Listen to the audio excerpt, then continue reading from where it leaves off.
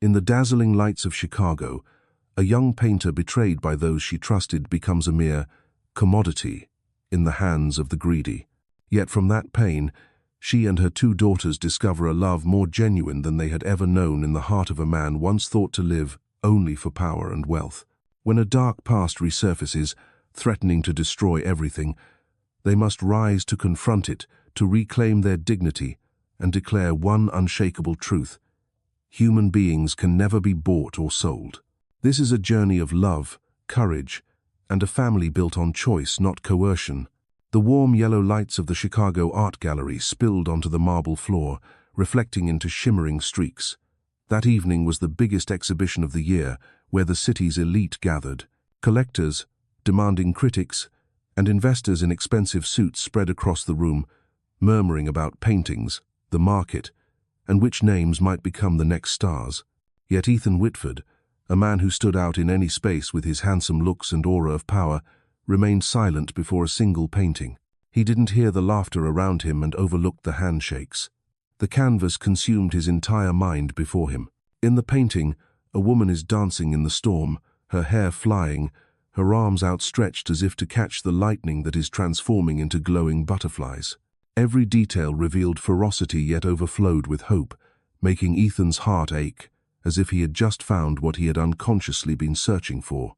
A clear voice rose behind him. "Do you see it as a dance with dreams?" The voice was gentle yet weighty, like honey melting into the air. Ethan turned, and in that moment, his entire world seemed to stop. The woman standing there was unlike anyone else at the party.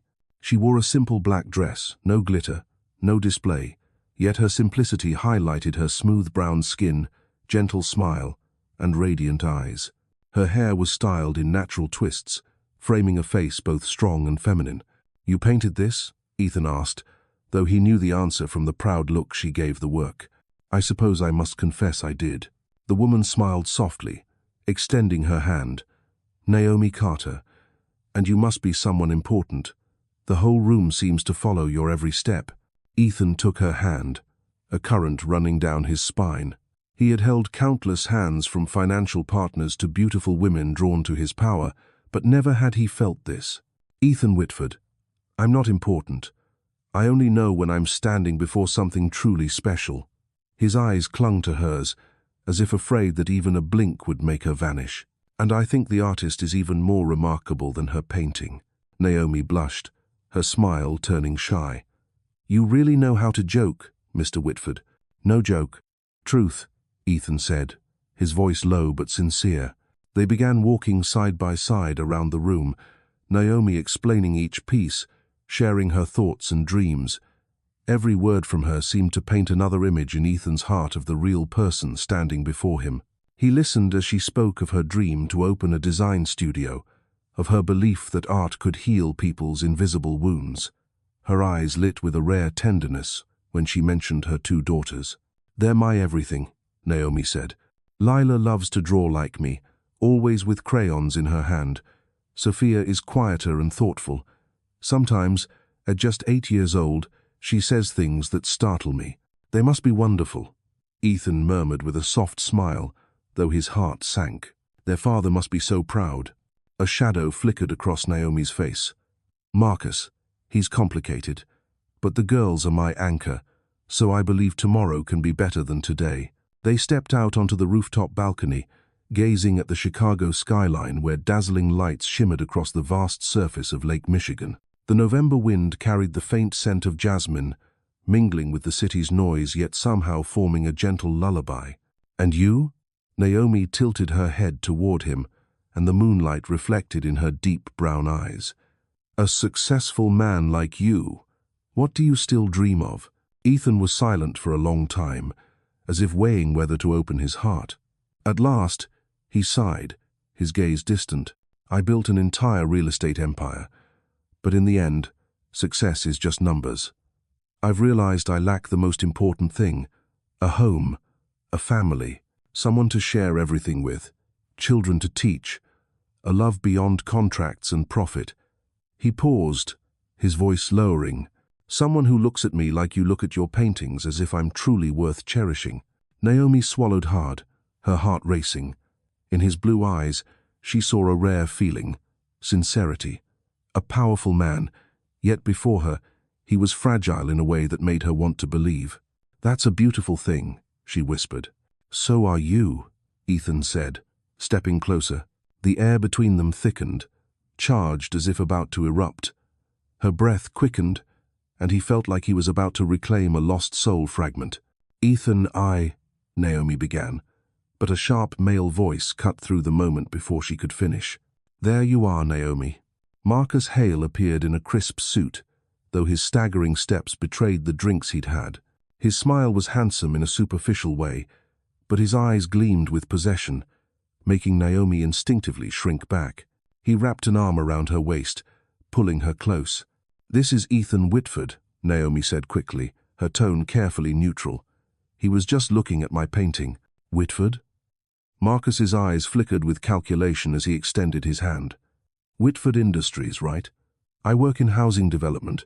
We should talk business." Ethan shook his hand, but his eyes never left Naomi, noting the discomfort in her every move. "Perhaps another time," he said quietly. "We should head home, Naomi." Marcus pressed, his grip tightening her waist. "The babysitter charges extra if we're late, and you need to take the girls to school in the morning." Naomi nodded, her eyes briefly drifting toward Ethan. In his gaze, she saw both regret and an unspoken question. "It was a pleasure meeting you, Ethan," she whispered. "May you find what you're searching for," Ethan replied. His words pierced Naomi's heart like a blade as Marcus led her away. She didn't know that Ethan watched every step behind her, etching her image into his memory. That same night, in another lavish Chicago hotel, Marcus sat across from Victor Raines, a shadowy financier of the underworld. Marcus's hand trembled as he signed the papers. The man slid toward him. Outside the window, the sunset burned the sky blood red, like an omen. "As agreed," Victor said, his voice cold. "Your $2 million in gambling debt disappears. In return, Ethan Whitford gets what he paid for, a wife and 2 ready-made children. No strings, no complications. 7 years, that's the term you accepted, yes?" Marcus only nodded, his palms slick with sweat. Between life and death, he had chosen to sell his own family. That night, Naomi sat in their cramped apartment, debt notices piled high on the table. Marcus placed a hand on her shoulder, avoiding her eyes. "Naomi, I found us a way out. We'll have a house, money, everything. Ethan, will take care of you and the girls." Naomi stared at her husband, unable to believe her ears. "What are you saying, Marcus?" "I arranged it," Marcus mumbled. "He needs a family. You and the girls will live with him. In return, everything else will be taken care of." Naomi felt the ground collapse beneath her. Disgust and terror flooded her at once. But for Leela and Sophia, for their future, she knew she had been forced onto a path with no escape. 4 years later, Naomi Carter stood by the window of a mansion overlooking Lake Michigan. Morning light streamed through the spotless glass, revealing a room flawless in every detail. She had lived there as Mrs. Whitford, yet strangely, she felt like a prisoner in a gilded cage. Ethan had never forced her. He had given her an entire wing of the house, her space, and her freedom. He cared for the girls as if they were his own, long since earning the name Daddy Ethan. He had never once touched her without her readiness. But Naomi carried a heavy shame, because deep down she knew she had come to him not by love, but by a wretched bargain. She pressed her hand to the glass, looking down at the garden where Ethan sat with her daughters. Laughter rang out, bright and warm. Sophia leaned against him, listening as he read aloud. Lila eagerly showed him her latest drawing. In that light, Ethan was the father she had always wished for them. Naomi's heart tightened. He was the man who had moved her that first night at the gallery, and he was the only one who ever truly saw and cherished her. But he didn't know the truth. He didn't think she had been sold, and the shame kept Naomi from letting her heart speak. "If he knew, surely he would despise me," she whispered to her reflection in the glass. Yet at that very moment, a single tear slipped down. If only he knew that this heart had belonged to him all along. Chicago at night always wore a dazzling cloak of neon lights and endless car horns, But inside the shabby apartment tucked in a corner of the city's west side, the flickering light of an old bulb was not enough to chase away the darkness closing in. Naomi Carter sat at the kitchen table, gripping a glass of cold water. Her twin daughters, Lila and Sophia, were asleep in the small room behind her, their innocent faces peaceful beneath a thin blanket. But inside Naomi, there was no peace. She heard the door creak open, staggering footsteps. Then the stench of alcohol mixed with cigarette smoke filled the air. Marcus Hale, her husband, looked like a man just back from losing at the casino. His shirt was wrinkled, his tie loose, his eyes bloodshot. Naomi knew that look all too well, despair and danger. "You're still up?" Marcus asked, his voice hoarse. He forced a smile, but it couldn't hide his panic. Naomi didn't answer right away. She had lived through too many nights like this, fearing for his return, how much he had lost this time, who he had borrowed from, and whether strangers would soon knock at their door. "Marcus, how much did you lose?" she asked, her voice weary but restrained. He avoided her eyes, rummaging in his coat pocket, pulling out a crumpled envelope and slamming it onto the table. Naomi looked down and saw papers and dense lines of print. She opened it, and her heart clenched instantly. It was a contract, cold sheets of paper, bearing Marcus's signature and another name. Victor Rains. "What is this?" Naomi's hands trembled. "The only way to save us," Marcus said, leaning back in his chair, pouring liquor straight from the bottle into a glass. "I owe 2 million. Otherwise, Victor would have had me thrown in the river already. But I found a way out, an agreement, a chance for us to escape this misery." Naomi felt the blood in her veins turn to ice. She scanned the lines. The contract mentioned not only debt forgiveness, but also, "Marcus," her voice cracked, "what have you done? This isn't just a debt contract. This is, I arranged for you and the girls." Marcus cut her off, his words slurred by drink and despair. "Ethan Whitford wants a family. He can't have children. He's willing to pay for you and the girls." Victor brokered it. "The debt is gone. I'm safe, and you and the kids will live in luxury. It's a golden opportunity." Naomi let the paper fall from her hands, her eyes wide with disbelief. "You sold me? And the girls? And you call that an opportunity?" "Don't say it like that," Marcus growled. "I did it to protect this family. You don't understand. If I die, how will you and the kids survive? Crushed by debt, the house taken, nothing left. But now you'll live in a mansion. Your daughters will go to the best schools. Ethan is a billionaire. He can give you everything I never could." Naomi shot to her feet, her hands pressing on the table until her knuckles whitened. "Marcus, you betrayed me. You turned your wife and children into merchandise. Do you think money can erase this humiliation? I'd rather die than live in a gilded cage." "Huh." Marcus slammed his glass onto the table, liquid splashing everywhere. "Don't be stupid, Naomi. You think we have another choice. I have no way out. They'll kill me and then they won't spare you or the kids either. At least Ethan is rich and powerful. He can protect you." Naomi trembled, stepping back. She thought of the 2 small faces asleep in the bedroom. Lila, the dreamer, always sketched flowers and houses with her crayons. Sophia, the quiet one, asks her mother unsettling questions like, "Why do people hurt each other, Mama?" How could she ever let them know that their father had sold them like pawns on the board of vile men? In her despair, Naomi collapsed into a chair, burying her face in her hands. She felt as though the whole world had caved in. Marcus looked at her, his eyes a mix of pity and selfishness. "I know you hate me," he said softly, "but one day you'll understand. Ethan isn't bad. He's had his eye on you for a long time. He won't hurt you. This is the only chance for you and the kids to have a better life." Naomi lifted her tear-stained face. "You killed the love I had for you long ago, Marcus. But today, you killed the last shred of respect." Again, the apartment door swung open. This time not Marcus, but 2 well-dressed men with cold eyes. One of them introduced himself calmly. "We represent Mr. Rains.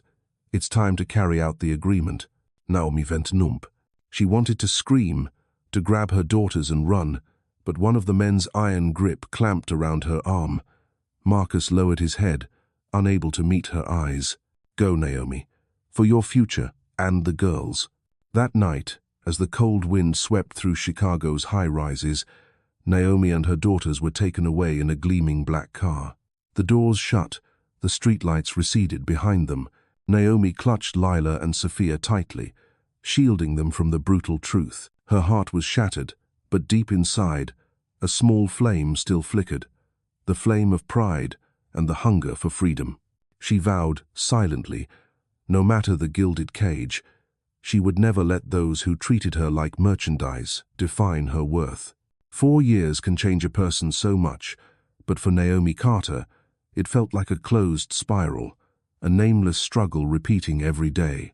In the mornings, she woke in a spacious room overlooking Lake Michigan, with high ceilings and expansive glass windows opening to the horizon. At night, she sat by the window watching the city light up, hands wrapped around a cup of hot tea, eyes following the silhouettes of boats gliding across the vast water. Her life now was worlds apart. No more mounting bills, no more fights with Marcus, no more dread of debt collectors knocking on the door. Yet every day in the Whitford mansion carried a stifling silence, like the ticking of a wall clock, reminding her that her freedom had been bartered away. Ethan Whitford never behaved like an owner. He had never entered Naomi's room without being invited, never laid a hand on her unless she wished it. He had even arranged for an entire wing of the house just for her and the girls, a studio for Naomi, study rooms, and a small garden where Lila and Sophia could run and play. He was often away on business, but whenever he returned, he brought small gifts for the girls, and more importantly, real attention. He sat and listened to Sophia talk about things she observed at school, and sat patiently with Lila, mixing paints to color bright flowers. For a long time now, the girls had called him Daddy Ethan, as naturally as breathing. And whenever those words rang out, Naomi's heart warmed and tightened with pain. One autumn afternoon, with golden leaves covering the backyard, Naomi stood watching from the balcony. Ethan was below, sleeves rolled up, sitting on the grass with the 2 girls. Sophia sat beside him, listening intently as he read Charlotte's Web, her wide eyes shining. Lila, her hair in pigtails, was absorbed in coloring a spider on a page, glancing up now and then to show him her work. Ethan laughed, a laugh carried up to the balcony, so genuine and warm that Naomi's heart trembled. In that moment, he was no longer the cold billionaire from the newspapers, but a gentle father, a man who could make a house come alive. Naomi knew he had never forgotten that night at the gallery 4 years ago. The look in his eyes then still lingered every time their gazes happened to meet. But between them stood an invisible wall, the truth that she had been sold and that he had paid to have this family. Even though Ethan never spoke of it, Naomi felt it like an indelible stain. She loved him, but shame and fear kept her from admitting it. Once, Clara Donovan, Ethan's longtime assistant, took Naomi to see a new exhibition downtown. When Naomi found her name mentioned in a small corner, with a few of her paintings displayed, she froze. "Ethan arranged this," Clara whispered. "He wants you to have a chance to be recognized for your talent, not for being his wife." Naomi turned to her, unable to speak, her eyes burning hot. That night, she quietly walked down to the mansion's library. Ethan was working, the desk lamp casting tired lines across his face. She stood at the door for a long while before knocking softly. He looked up, and his gaze instantly softened when he saw her. "Naomi, you're still awake?" "I wanted to thank you," she said softly, "for the exhibition, for everything." He smiled, light as the wind. "I only did what should have been done for you long ago. Naomi, you don't belong in these 4 walls. You belong out there, in the light." His words caught in her throat. She wanted to step closer, lay her hand on his shoulder, and confess that her heart had tilted toward him long ago. But fear held her back, pulling her away. "I wish you good night," she said quickly, then turned, leaving behind his eyes filled with regret. Occasionally, Marcus still sent furtive messages, lines laced with insinuation. Naomi usually deleted them immediately, not wanting to stain her current life. But deep inside, she knew that the past had not honestly released her. It lingered like a monster in the shadows, waiting for the day it would rise and tear apart the fragile peace she clung to. One winter night, as snow fell thick outside, Naomi sat in her studio. The girls were already asleep, Ethan still at the office. She put down her brush and stared at the unfinished painting before her. On the canvas was a golden cage, and inside it was a bird with wings spread and eyes lifted to the sky. She sat there silently for hours, then broke down in tears. She loved Ethan, but didn't know how to escape the cage of her own making. 4 years passed like that. A family that seemed whole, yet within it lay secrets, struggles never spoken aloud. And in Naomi's heart, fear only grew. Marcus would return one day, and everything she had tried so hard to build would shatter instantly. Spring in Chicago often brought sudden rains, carrying the scent of damp earth and the lingering chill of winter. Naomi Carter was in her studio, morning light flooding through the wide window. Lila and Sophia were already at school. Ethan was in meetings, and the entire mansion was wrapped in pleasant quiet. Naomi focused on her new painting, a woman holding an umbrella in the rain, droplets falling like pearls, but a sorrow that could not be hidden in her eyes. She had just added another stroke when the doorbell rang. Naomi frowned slightly. Deliveries usually came through the side gate, and friends rarely visited without notice. A ripple of unease rose in her chest, but she put down the brush and walked out. When the great wooden door swung open, her world spun. Standing there, with a half-smile and all too familiar eyes, was Marcus Hale. Naomi froze, the blood draining from her face. "Marcus." Her voice faltered, trembling. "You look so different," Marcus said, his tone both admiring and mocking. 4 years, Naomi. I've missed you. Missed the girls." Naomi planted herself firmly in the doorway, her voice steady though her heart raced. "You have no right to be here." Marcus smirked, stepping back as if giving her space, yet his eyes wandered past her shoulder, sweeping the mansion as if he wanted to claim every corner. "I do have the right, Naomi. I'm your husband, the father of Lila and Sophia. You can't erase that truth." Naomi's body tightened. She wanted to scream, to slam the door, but a part of her knew Marcus would not vanish so easily. "What do you want?" "I want to see my daughters." Marcus spoke slowly, each word like a nail driven in. "And I want to talk to you about the old agreement." Naomi's stomach knotted. She had known this day would come, but was still unprepared. "Leave, Marcus. If Ethan finds out..." Marcus laughed, cutting her off. "Ah, Ethan, the charming billionaire has been raising my children for 4 years. I bet he thinks he's a savior. But the truth is, he just bought another man's family. What happens if I take that contract to court? His career was destroyed, and his reputation was in ruins. Do you want that?" Naomi went numb. Her grip on the door handle whitened, every muscle straining not to collapse. "How much do you want?" Marcus narrowed his eyes. "We'll discuss that later. But remember, Naomi, you can't hide forever. One day, Lila and Sophia will know the truth, and then you'll lose everything." The words pierced her like a blade. Naomi opened the door wider, her voice trembling but firm. "Get out, or I'll call the police." Marcus smiled, bowing slightly like a gentleman, then turned to leave with leisurely steps. But before disappearing, he tossed one last line over his shoulder. "Soon, Naomi, very soon." The door slammed shut. Naomi leaned against it, her breath ragged, her whole body shaking. Tears slipped down not from love, but from fear and helplessness. When Ethan returned that evening, he noticed immediately. Naomi sat in the living room, her hands clenched and eyes far away.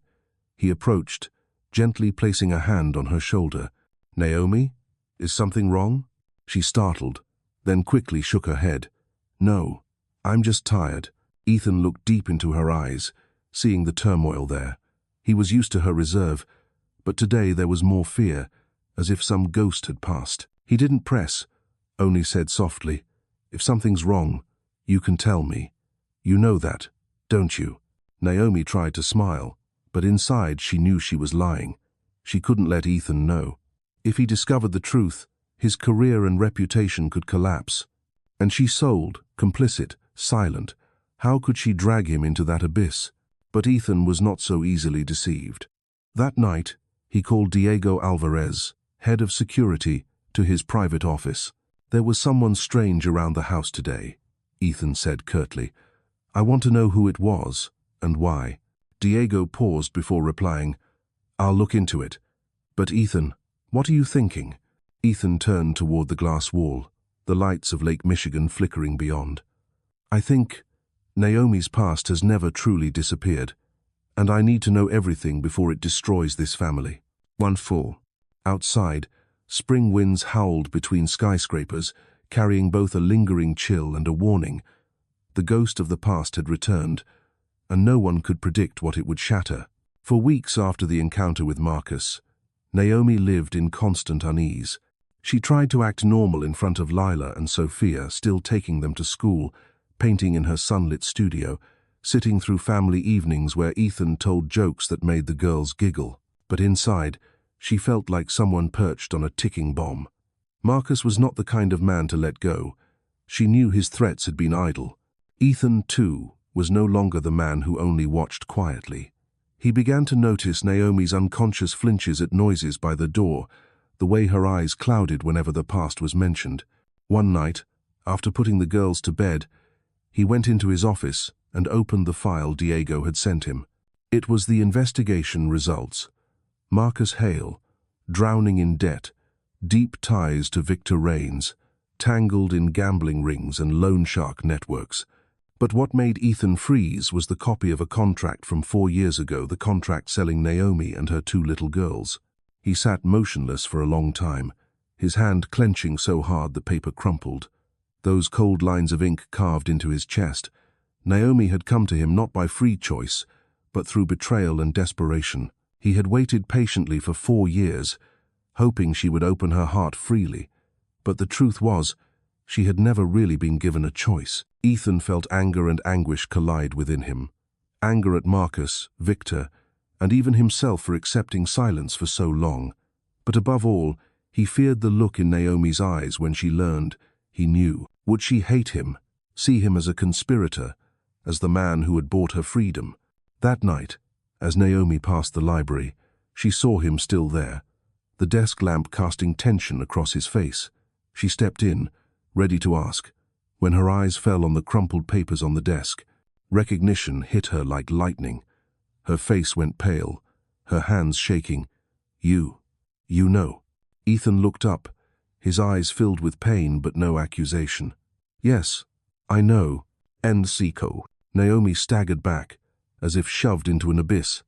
"My God," she whispered, "how much you must despise me. A woman sold by her own husband, never given a choice." Ethan shot to his feet, striding to her. "Naomi, look at me." She shook her head, tears spilling. Don't look at me with pity. I can't bear it. I kept this secret because I didn't want to destroy your career. You have everything: honor, your company, your future. If this truth comes out, you'll lose it all. And I'll only ever be a stain." He gripped her shoulders, forcing her to meet his eyes. "You are not a stain. You are light. Do you know how I've restrained myself these past 4 years?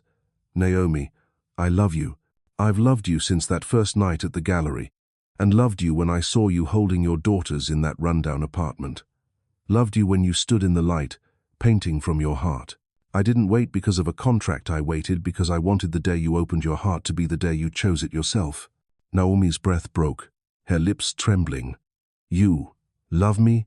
Perhaps for longer than even these 4 years, Ethan confessed, his voice erupting after years of restraint. "I don't care about the past, the contract, Marcus. I only care about this moment, about you and the girls. Don't you see? They call me Daddy Ethan not because I paid for them, but because they truly love me. And I love them, as if they were my flesh and blood. But above all, I love you, Naomi. So much that if you told me to leave, I would still love you." Naomi broke down, sobbing. Her whole body shook as he pulled her into his arms. For the first time in 4 years, she did not pull away. She let herself melt into his warmth, tears soaking into his shirt. Ethan, I'm scared. I'm scared that if I admit it, everything will collapse. I don't deserve this, love. He kissed her hair softly, whispering, love isn't about deserving. Love is a choice. And I choose you, Naomi. 1,000 times, 10,000 times, I'll still choose you. Naomi lifted her tear-streaked face, her eyes shining. At that moment, she was no longer the woman who had been sold and was no longer burdened by shame. She was simply Naomi, a woman in love, and when their lips met, it was no longer restraint but release. That kiss erupted with everything they had bottled up for 4 years. Longing, pain, hope, and love. Outside, spring rain pattered against the glass, but a new world opened inside the mansion. Naomi knew the road ahead would be stormy, that Marcus would not stop, and the truth could surface at any moment. But for the first time in years, she no longer had to carry it alone. She had found a shoulder to lean on. She had allowed her heart to love not by contract, but by choice. And that choice, on a rainy night in Chicago, was Ethan. Naomi's world felt cloaked in something new in the days after that fateful kiss. She woke with the morning sun and no longer shied from Ethan's gaze. They ate breakfast together at the long wooden table, where Lila and Sophia chatted about schoolyard jokes. When Ethan's hand brushed hers beneath the table, Naomi no longer pulled away. In the quiet evenings, they sat on the balcony, sharing stories long left unsaid. For a moment, Naomi dared to believe she had finally found simple happiness, after years of locking herself inside her shame. But that fragile joy did not last. One afternoon, while Ethan was away on business and the girls were still at school, the doorbell rang. Naomi stiffened. She had prayed this moment wouldn't come, yet some instinct told her Marcus would not give up, and when she opened the door, her fear proved true. There he stood, hair slicked, a new suit on, but with the same sly glint in his eyes. "We need to talk," Marcus said, holding a stack of papers. Naomi's stomach sank the instant she saw them. It was the contract, the exact words that had destroyed her life. "You kept it," she whispered, her insides twisting. "Of course," Marcus smirked. "This is my golden ticket. Ethan might buy this whole city, but if I give this to the press, his reputation shatters. A billionaire who bought another man's wife and kids. What do you think the public would say? The board of directors? His rivals?" Naomi trembled, forcing her voice steady. "What do you want?" Marcus stepped inside, closing the door behind him, his voice low but sharp. "Money, more than I ever owed, and the right to see my daughters. I won't let them grow up thinking Ethan is their only father. I'm their real father." Naomi let out a bitter laugh. "A father? What kind of father sells his own children?" Marcus's eyes flashed with shame and anger, but he quickly masked it with confidence. "You can despise me all you want, but the law is on my side. I'm their legal father, your legal husband. One piece of paper is enough to ruin everything you have." Naomi felt the walls closing in. The happiness that had barely bloomed and the love she had finally admitted now threatened to collapse. In her mind, she saw headlines splashed across newspapers. "Whitford billionaire buys wife and children from gambling addict." Ethan's honor was destroyed, his company was dismantled, and a lifetime of work turned to ash. And all because of her. "How much?" Naomi croaked. Marcus sneered. "A number Ethan will gladly pay to keep me silent. Otherwise, the courts will hear, the media will know, and your life of luxury ends." Naomi bowed her head, tears spilling. She knew Ethan was strong enough to fight, but couldn't bear to see him pay the price for her past humiliation. Maybe the only way to protect him was to sacrifice herself. When Marcus left, dropping a copy of the contract on the table, Naomi sat frozen for hours, staring at the lines of text. She thought of Ethan's gentle embraces, of the tender look in her daughter's eyes when they called him Daddy Ethan. It was all too beautiful, too real. But that only made it fragile. That night, when Ethan returned, he noticed immediately. Naomi sat at the dining table, her face pale, her eyes swollen. He rushed to her, worried. "Naomi, what happened?" She quickly shook her head. "Nothing. I'm just tired." Ethan studied her, seeing through the mask. He knew she was hiding something, but he also knew she would retreat further if he pressed too hard. With a sigh, he sat beside her, taking her hand. "Naomi, you taught me that art is about facing truth. Don't lock yourself in the dark anymore. Whatever it is, I want to carry it with you." Tears brimmed again, but Naomi pulled her hand away, her voice breaking. "Ethan, if you lose everything because of me one day, you'll regret it, and I can't let that happen. I'll find a way." His brows furrowed. "Find a way how?" She didn't answer. In her heart, one thought was growing louder. If she left Ethan and returned to Marcus as the trade, maybe Ethan would be safe. She would lose her happiness, but he would keep his honor, and the girls could stay with him. That might be the only price to protect the man she loved. Late that night, Naomi sat alone in her studio, her eyes fixed on the unfinished painting. She painted a small boat adrift in a storm, waves crashing all around. On the ship were 3 figures, a father, 2 children, and the mother stood far away. On the shore, arms outstretched but unable to reach, she set the brush down, buried her face in her arms, and wept. In that moment, Naomi believed she had found her answer. She would leave, if that were the only way to keep Ethan and her daughters safe. Ethan Whitford had always been known as a man who controlled everything. The numbers in a balance sheet, deals worth hundreds of millions, even the rumors circulating in the market. But that night, when he entered the studio and found Naomi asleep at her easel beside an unfinished painting and the papers Marcus Hale signed, he felt his calm slip away for the first time in years. He picked up the papers, reading the vile terms. The lines confirming the transfer of custodial rights and the debt forgiveness guarantee made him want to tear the document to shreds. But he didn't. With the instincts of a businessman, he understood. Evidence was a weapon, and Marcus was holding the very thing that could turn everything Ethan cherished into a public spectacle. Naomi startled awake, realizing what he was holding. Her face drained of color, then quickly hardened as she tried to hide it. "Ethan, give that to me. I'll handle it." He looked at her for a long time, not with anger, but with pain. "So you plan to sacrifice yourself, to leave me to protect me?" Naomi said nothing, her head bowed. She had no way to convince him it was the right choice. But Ethan clasped her hand firmly. "Naomi, I've been willing to lose many things, money, projects, even reputation. But there is one thing: I cannot lose you and the girls. Don't ever think I'll let Marcus have what he wants." His voice was so resolute that Naomi had to look up. For the first time, she saw in Ethan's eyes not just tender love, but the fierce fire of a man ready to fight for his family. The next day, Ethan called a private meeting at his office in a high-rise conference room overlooking Chicago. Daniel Brooks, his best friend and a brilliant lawyer, was the first to arrive. Ethan placed the papers before him. "This is what Marcus is using for blackmail. I need you to find every legal loophole." Daniel frowned, scanning each line, then looked up. "Ethan, legally, this agreement is void. It falls under trafficking and coercion. If brought to court, Marcus himself could face criminal charges. But the problem is the media. If it leaks, the public won't care about the legal nuances.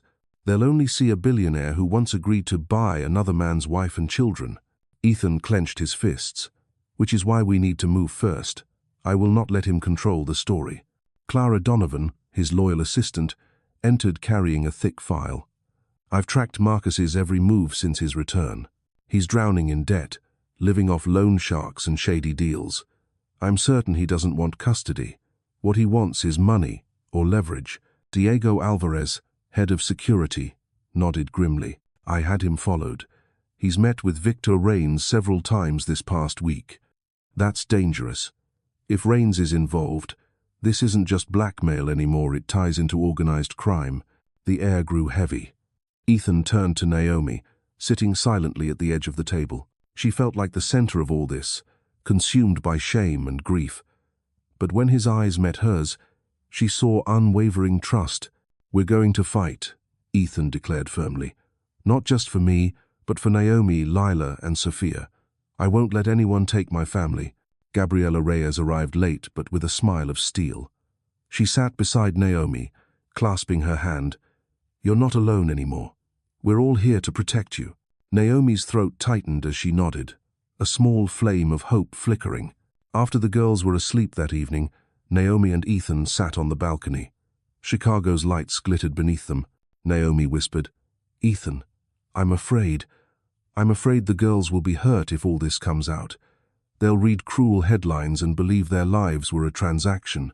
He wrapped his arms around her, pressing her close. "Naomi, what we tell them will matter more than any newspaper. Lila and Sophia know who loves them. They will never doubt that." "No." In that moment, Naomi realized something. She no longer had to fight alone. Ethan and his loyal circle would stand beside her. But she also knew the coming battle would be brutal. Marcus would not give up, and Victor Raines's shadow only increased the danger. The night passed in silence, but a storm had already begun to form beneath its calm surface. Early summer in Chicago burned with oppressive heat. The asphalt and glass towers seemed to magnify it, leaving tempers short. But for Ethan Whitford, the true heat came from what was happening outside the offices of Stone and Brooks. Only days after the private meeting, Marcus had made his first move. Tabloids began running headlines like, "Ex-husband returns to claim fatherhood," filled with half-truths and lies. Some reporters even staked out the gates of Ethan's mansion, hoping to capture Naomi in a moment of distress. Inside a luxury hotel suite, Marcus and Victor Raines sat across from each other. An expensive bottle of liquor sat untouched between them. "The press is already suspicious," Marcus said smugly. "A few suggestive hints, and the public will tear Ethan apart. He won't withstand the pressure for long." Victor's lips curled, his eyes cold. "Don't forget, Marcus, I'm not in this just to stroke your ego. I want a piece of Whitford Holdings. You drag him down, and I'll be the one profiting." Marcus nodded, but inside, his resentment burned hotter. He had never forgiven Naomi for leaving him, nor could he stand the thought of his daughters calling another man Daddy. His partnership with Victor was not just about money, it was his chance to destroy Ethan and Naomi. Meanwhile, at Stone and Brooks, Daniel Brooks spread a thick file across the table, his voice grave. "Marcus has filed a petition in court to restore his parental rights. He claims to make amends and reintegrate. The problem is, he and Naomi were legally married, and he never officially lost custody." Naomi shrank in her chair, her heart twisting at every word. Lila and Sophia were used to calling Ethan their father. The thought of them being forced to face Marcus made her chest tighten. "Is there any way to block it?" Ethan asked, his voice low but firm. Daniel took a long breath. "Going through the standard legal process could drag on for months, even years. The media will exploit it during that time, and your shareholders will revolt. But—" he hesitated, then looked straight at Naomi. "There is another path. Bring the truth into the open. If we prove Naomi and the girls were victims of coercion, Marcus won't just lose his rights, he could end up in prison." The room fell silent. Naomi lowered her head, shoulders trembling. "If we go public, the world will know I was sold like a commodity. Lila and Sophia, they'll read it all." "End of." Gabriella placed a hand on her shoulder. "Naomi, you're not guilty. You're a victim. Your daughters will understand. They need to know how strong their mother was to protect them." Ethan took Naomi's hand, his voice unwavering. "You don't have to carry this alone anymore. If the truth must be told, we'll tell it together. I don't care about losing reputation, as long as you and the girls are safe." Naomi looked at him, tears shining. Deep down, she knew he wasn't just comforting her. He truly was ready to risk everything. Diego broke in. "I have news. My people traced several financial transactions between Marcus and Victor. Looks like Victor promised to cover Marcus's debts in exchange for Marcus dragging Ethan into the mud." Daniel slapped the table. "Good. If we can prove this was blackmail, the entire case flips against them." Clara pulled out a folder, her eyes sharp. "I've drafted a media plan. If we go public, we control the narrative." Ethan appears beside Naomi, emphasizing that she and the girls were victims of abuse. "People may judge you for having bought a family, but once they see you defending them with everything you have, public opinion will rally to our side." Naomi inhaled shakily. I never thought I'd have to tell the world. But if that's the only way to protect my daughters, I'll do it. Ethan tightened his grip on her hand. We'll do it together. The following days were a whirlwind. More reporters gathered outside. Some tabloids even dug into Naomi's past in Philadelphia, twisting lies that she had sought out a life of luxury. Naomi hid inside the mansion, but she found the strength to keep going every time she saw her daughters laughing freely. One evening, Ethan walked into Sophia's room. She sat reading, her wide eyes lifting to him. Daddy, why do those strangers keep taking pictures of us? My friend at school said she saw Mommy in the newspaper. Louis. Ethan knelt and pulled her into his arms. Sophia, some people out there don't understand the real story. They only write to sell papers. Remember this. Mommy loves you, Daddy loves you, and we'll always be a family. Sophia nodded and hugged his neck tightly. I believe you, Daddy. That moment steeled Ethan's resolve. The world's cruelty didn't matter. The love of his children was unbreakable. But Victor Raines raised the stakes. One morning, anonymous emails were blasted to Whitford Holdings shareholders, accusing Ethan of involvement in human trafficking. Stock prices plunged overnight. Emergency calls from the board flooded in. Several shareholders slammed their fists on the boardroom table, demanding that Ethan resign to protect the company. But Ethan stood tall, his gaze steady. If I resign, we've admitted to a blackmailer's lies. I will never let him win. I promise you, the truth will come out. And when it does, Whitford Holdings will stand stronger than ever. Some shareholders fell silent, others shook their heads, but none openly opposed him. They were used to Ethan winning, and part of them still wanted to believe this time would be no different. That night, Ethan's inner circle gathered in the living room again. Daniel laid out the plan. We'll hold a press conference. Naomi will tell her story, revealing that she and the girls were victims. Ethan, you'll affirm you've loved them from the beginning, not because of a contract. We'll turn the truth into strength. Naomi swallowed back tears and nodded. If that's the only way. Gabriella squeezed her hand. You won't stand alone. I'll be right there beside you. Ethan looked at Naomi, his gaze gentle yet fierce. I promise, you will never again be ashamed of your past. We'll make it proof of your strength and of our love. Naomi leaned into his shoulder, listening to the steady beat of his heart. Fear still lingered inside her, but she felt hope for the first time in years that the truth could set her free, not destroy her. The storm was still gathering.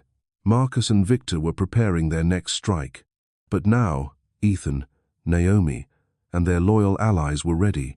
They would not hide any longer. They would step into the light to fight for their family. The day of the press conference arrived under a heavy sky. Outside the Drake Hotel, where Ethan had chosen as the venue, dozens of television vans crowded the street. Reporters jostled. Camera flashes burst without pause. News of the lawsuit had spread across Chicago, even to national channels. Everyone wanted to know the truth behind the story of the billionaire who bought a wife and 2 children from a man in debt. Naomi clutched the microphone in the waiting room, her heart pounding. Beside her, Gabriella gripped her hand, steadying her. Ethan adjusted his tie, but his eyes never left Naomi. You're not alone, he whispered. I'm right here. Naomi nodded, taking a deep breath. In that moment, her mind replayed everything. The cramped apartment with Marcus, the night she was dragged into that black car, the early days in the Whitford mansion feeling like a prisoner, and finally, 4 long years of waiting for freedom inside her heart. Today, it would all be spoken aloud. When the doors opened, the burst of flashes made her flinch. But she walked forward with Ethan, step by steady step. Before them stretched a sea of faces, microphones aimed like weapons. Ethan spoke first, his voice low and resolute. Thank you all for being here. Today, we will no longer hide. We want the truth to be known. He rested a hand lightly on Naomi's shoulder, signaling her. Naomi drew in a breath and raised the microphone. My name is Naomi Carter. 4 years ago, my ex-husband, Marcus Hale, drowning in debt, signed a contract selling me and my 2 daughters. We had no choice. We were turned into merchandise. A wave of murmurs rippled through the room. Cameras zoomed in, catching the tears shining in her eyes. "Ethan Whitford did not buy us," she continued, her voice trembling but steady. "He saved us. For 4 years, he has raised my daughters as his own, never once forcing me, never once treating me as property. He gave us a home, safety, and the love we had never known." Naomi turned to him, and Ethan squeezed her hand, pride gleaming in his eyes. At the back of the room, a mocking laugh rang out. Marcus strode in, waving a stack of papers. Beside him was Victor Rains, his face as cold as steel. Reporters surged toward them. "Don't let her fool you," Marcus shouted. "Here's the contract, signed by me, proof that Ethan Whitford bought my wife and children. This is the truth." "Oh," Victor added smoothly, with venom beneath his tone, "you can believe their touching words, but the law is not swayed by sentiment. Once this contract is revealed, Ethan's career will crumble." Chaos erupted. Cameras flashed. Reporters shouted questions. Naomi froze, but Ethan remained calm. He nodded toward Daniel Brooks, his lawyer and friend. Daniel stepped forward, raising a thick folder. "Yes, this contract exists. But understand this, it is evidence of a crime, not a legal agreement. We have bank records proving Marcus Hale received payments from Victor Rains in exchange for fabricating a scandal and blackmailing Ethan Whitford. This is a conspiracy, and under federal law, it constitutes human trafficking, extortion, and organized crime." Gasps swept the room. Reporters turned their cameras on Marcus and Victor. Marcus's face went pale. Victor's jaw tightened in rage. At that moment, Diego Alvarez entered with undercover police. "Victor Rains, Marcus Hale, you are under arrest for human trafficking, extortion, and money laundering." The snap of handcuffs echoed like a gavel of justice. Marcus thrashed, shouting, "Naomi, you can't abandon me. I'm their father." Naomi stood firm, her eyes wet but unyielding. "You lost that right the moment you signed that contract. My daughters have only one father, Ethan." A small cheer broke out in the press room as cameras captured every moment. Victor stayed silent, but his glare was filled with hatred as he was led away. In the glare of the flashes, Ethan pulled Naomi into his arms. He whispered against her ear, "We've won, Naomi. We're finally free of the shadows." She wept, but this time not from fear or shame, only from release. 4 years of silence and torment had finally been broken. That day, headlines spread across Chicago. Marcus Hale and Victor Rains arrested for human trafficking and extortion. Newspapers ran the image of Naomi crying in Ethan's arms, calling her the brave woman who told her story. Public sympathy swung to her side. Women's organizations sent messages of support. Many hailed her as a symbol of resilience. That evening, the Whitford mansion glowed with peace. Lila and Sophia rushed into Naomi's embrace, their voices tumbling over each other. "Mommy, is everything okay now? Will Daddy Ethan stay with us?" Naomi held them close, smiling through tears. "It's okay now, my loves. Everything is okay." Ethan joined them, wrapping his arms around all three. In that moment, they were no longer fragments bound by a cruel contract. They were a true family, tied together by love and courage. Beyond the windows, Chicago's lights glittered, as if witnessing the rebirth of a family that had weathered the storm. Autumn returned to Chicago, bringing cool breezes and skies unusually clear. Along the road to the Art Institute of Chicago, rows of maple trees blazed red and gold, as if preparing for a special day. More than 4 years earlier, it was here that Ethan Whitford had first seen Naomi Carter standing before a painting. Today, he stood in that same hall again, not as a distant spectator, but as a man about to propose. Naomi appeared in a simple ivory dress, her curls pinned high, her eyes as bright as the night they met. She had no idea what Ethan had prepared in secret. When the lights dimmed, the central canvas was revealed. Naomi's newest work was the image of a bird breaking free from a golden cage, soaring into a radiant sky. Ethan stepped forward, holding a small velvet box. "Naomi," he said, his voice echoing across the hall, though meant only for her. We began with an unjust contract, but we found true love through everything. I don't want you to carry any burden anymore. I want to ask, will you choose to be with me, this time not by force, but by the choice of your heart?" Naomi's eyes widened, tears shimmering. The room held its breath. She stepped forward, took his hand, her voice trembling. "Ethan, even without this ring, my heart has belonged to you for a long time. Yes, I will." Applause erupted, camera flashes bursting again, but Naomi felt no fear this time. She felt only Ethan's arms around her, and his kiss sweet, sweeping away the years of haunting shadows. The wedding took place a month later, by the shores of Lake Michigan. The sky was clear, and the breeze carried the scent of fresh water.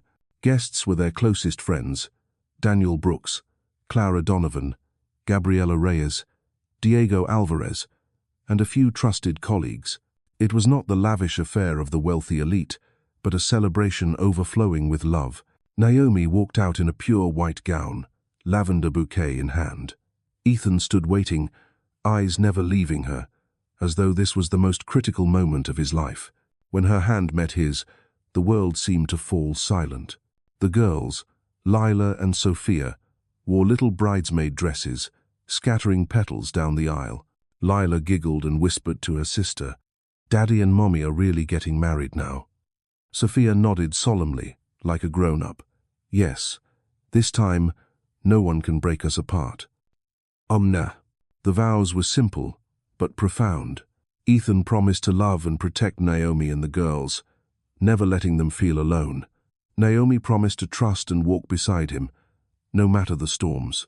When they exchanged rings, their eyes locked, and everyone could feel it was more than a ceremony, it was the binding of souls. Afterward, they gathered outdoors. Gabriela hugged Naomi tightly, smiling through tears. "At last, you're free of the past. You deserve this happiness." Daniel raised his glass to Ethan. "You've won not only in business, but in life." Ethan lifted the girls into his arms, spinning them around in laughter. "From today, we are truly a family." Naomi watched, her heart overflowing with peace. She had been forever stained for years, trapped in a golden cage. But now she had broken the chains, found freedom, and discovered love. When the celebration ended that evening, Ethan and Naomi stood by Lake Michigan, the moonlight shimmering across the water. He wrapped an arm around her waist, whispering, "Naomi, thank you for choosing me." She smiled, resting her head on his shoulder. "No, Ethan, thank you for giving me the right to choose." Above them, the stars glittered as witnesses to their vow. And from that night on, a new journey began, not one bound by contracts or haunted by the past, but a family bound only by love and freedom.